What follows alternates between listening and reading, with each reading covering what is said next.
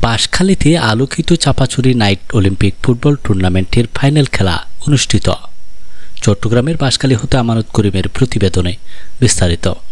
ক্রীড়ায় শক্তি, ক্রীড়ায় বল, মাদক ছেড়ে মাঠে চল প্রতিপাদ্যকে সামনে রেখে 6 এপ্রিল রাত 10টায় আলোকিত চাপাচুরির প্রধান উপদেষ্টা ও বাহারছড়া ইউনিয়ন বিএনপির সাধারণ সম্পাদক হামিদ বাহার চৌধুরীর তত্ত্বাবধানে ও সার্বিক সহযোগিতায় আলোকিত চাপাচুরি কর্তৃক আয়োজিত প্রথমবারের মতো দিবারাত্রি মিনিবার গোল্ড কাপ ফুটবল টুর্নামেন্টের জমকালো ফাইনাল খেলা অনুষ্ঠিত হয়েছে।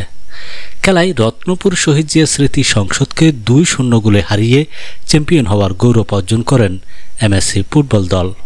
উপজেলা স্বেচ্ছাসেবক দলের আহ্বায়ক হেফাজউদ্দিন চৌধুরীর সভাপতিত্বে খেলায় প্রধান অতিথি হিসেবে উপস্থিত ছিলেন চট্টগ্রাম দক্ষিণ জেলা বিএনপির যুগ্ম আহ্বায়ক আগামীর বাঁশখালীর স্বপ্নদ্রষ্টা মিশকাতুল ইসলাম চৌধুরী পাপ্পা।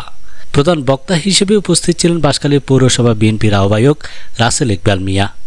প্রধান আকর্ষণ হিসেবে উপস্থিত ছিলেন আরাফাত রহমান কোকো স্মৃতি সংসদীয় কমিটির সাধারণ সম্পাদক, চট্টগ্রাম দক্ষিণ জেলার স্বেচ্ছাসেবক দল সাবেক ভারপ্রাপ্ত সভাপতি শফিকুল ইসলাম রাহি, দক্ষিণ জেলা বিএনপির সাবেক ক্রীড়া সম্পাদক অতিরিক্ত public prosecutor advocate Shawkat Osman, advocate Nezamuddin, Sanjay Chakraborty Manik, Rasel Chowdhury, Ahmad Sagir, Mohammad Nurul Alam, Mosharraf Hossain, Chattogram দক্ষিণ জেলা ছাত্র দলের যুগ্ম আহ্বায়ক আব্দুস সবুর, ফরহাদুল ইসলাম, উপজেলা বিএনপির বিজ্ঞান ও প্রযুক্তি বিষয়ক সম্পাদক মৌলানা জালাল উদ্দিন, দিদারুল আলম, আব্দুস সবুর, ফরহাদুল ইসলাম, মোহাম্মদ মুবিন উদ্দিন, মোহাম্মদ জয়নাল আবেদিন, মঈন উদ্দিন এবরান, আলোকিত চাপাচুরি টুর্নামেন্টের সভাপতি ইঞ্জিনিয়ার মোহাম্মদ শাহেদ বাহার চৌধুরী, সাধারণ সম্পাদক হান্নান মহিউদ্দিন, মিজান চৌধুরী এরফান প্রমুখ।